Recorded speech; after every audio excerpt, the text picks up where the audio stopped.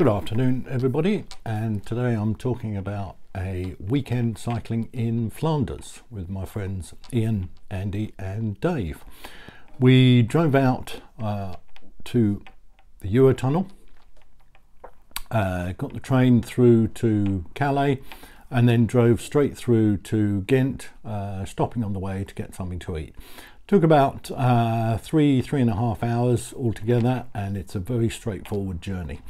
We were staying at the Holiday Inn Express in Ghent, a place that we'd stayed at before, which is outside the centre of Ghent, but has one big advantage as a location to stay in, and that's that a number of pro teams also stay there during the classic season.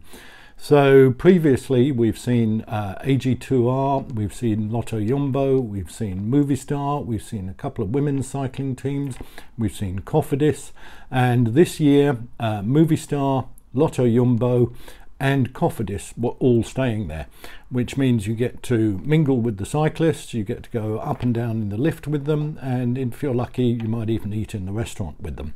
Big advantage. Now we were out there to ride two events. One was the Ghent-Wevelgem Sportive, which took place on the Saturday, and the following day, the Sunday, was the Johan Museo Classic.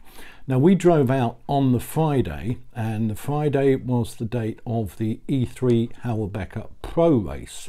Ian and Dave found a very good location just near the Boineberg, so we parked up and walked down for about 2 minutes and found a perfect location on a bend on a pretty rough stretch of road.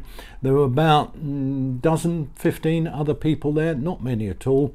Waited about half an hour and then the peloton came through. And if you haven't seen a pro race, I'm sure many of you have, but the sight of the helicopters buzzing overhead, then the advanced motorcycle riders, then the police riders, then the team cars, then the breakaway group, then the rest of the peloton chasing after it, followed by all the team cars. It's a fascinating sight. And we got within a couple of feet of Peter Sagan, Philippe Gilbert, Greg Van Avermaet, Oliver Nason, Michael Matthews, a whole group of top riders. Fascinating. So that was on the Friday afternoon. On the Saturday we were riding the Ghent-Wevelgem Sportive. Andy, Ian and I rode the 60-kilometre version and Dave rode the 90-kilometre version. The 60-kilometre version was almost a completely flat route going out from Howelbecker in a loop out to Ypres. So we go through the Menin Gate and then back to Howelbecker. It was a fabulous route on Flanders roads, going through the fields, through the sunshine, riding along the side of the canal, quiet roads. There weren't many people on the ride we were doing, and we were able to get up a pretty decent turn of speed. Now on the Sunday was the Johan Museo Sportive, which followed the route of the E3 Howelbecker, which we had seen on the Friday. Now this Sportive, I don't know how many riders there were there, perhaps 500, perhaps 1,000, maybe more. But either way, you had the opportunity to ride very much a similar route to the Tour of Flanders, in that it took in a number of the cobbled climbs, including the Oude Quermont and the Paterberg and the Tyenberg and the Tegenberg. It didn't take on the Koppenberg, which is probably the main iconic other climb within the Tour of Flanders. But you also go over a number of cobbled flat sections. If you've never ridden either the Tour of Flanders or you've never ridden in Flanders itself, it is an amazing region to cycle. Iconic is such an overused word, but it really is an iconic location for anybody interested in cycling. And riding on the cobbles and riding climbs on the cobbles is an experience that you really have to undertake at least once in your life. It's hard to describe the experience of riding on the cobbles. The bike shakes completely. You think you have to steer, but in fact the best way is to put your hands gently on the top of the handlebars and try and put as much power through the pedals as you can. If you take it gingerly, there's a good chance that you'll slip or the bike won't find its own way. But trust the bike, trust it to find its own way, and it will. Now the Tour of Flanders Sportive, which we've done previously, has about 12,000 riders, which means it is exceptionally busy. And even if you're able to cycle up the Koppenberg, personally I've never achieved it, but even if you're able to do it, the chances of doing it are fairly slim, simply because there are so many other riders around. There are people slipping, there are people jumping off their bikes, so being able to pick a route through that is very difficult. Same on the Paterberg, which is a very steep climb and very hard to do. I've never achieved it. This time I did, and one of the reasons I did, it was because there were much fewer cyclists there. So the risk of falling over and falling into somebody, of sliding off the path, of somebody trying to push you out of the way as they come up behind, just wasn't there. On the Tyenberg, when we came up there, we were pretty much on our own. There were a couple of other cyclists, but you just get an opportunity to power your way up the climbs. It was a fabulous ride out.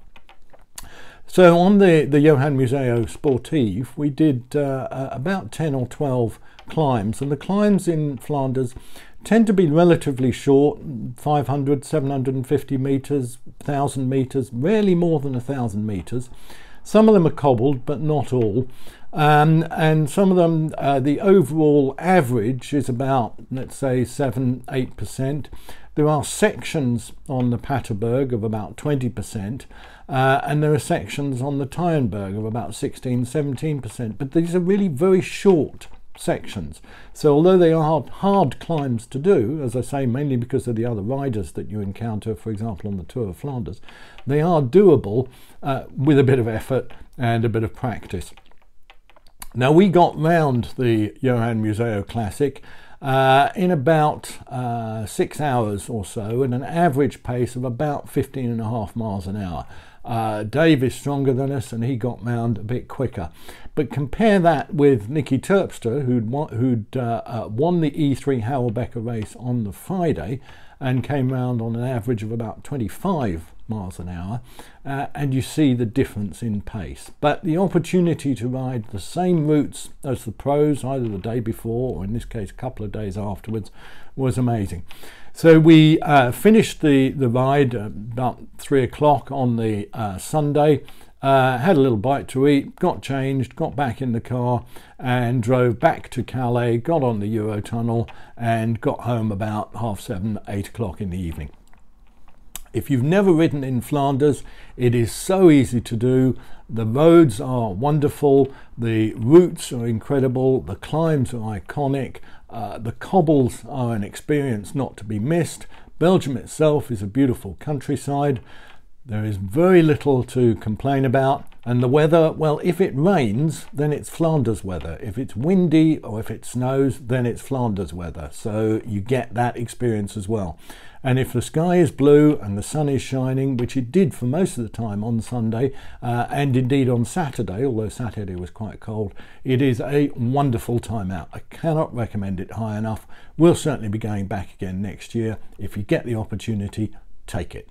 Thanks for watching, and I'll see you next time.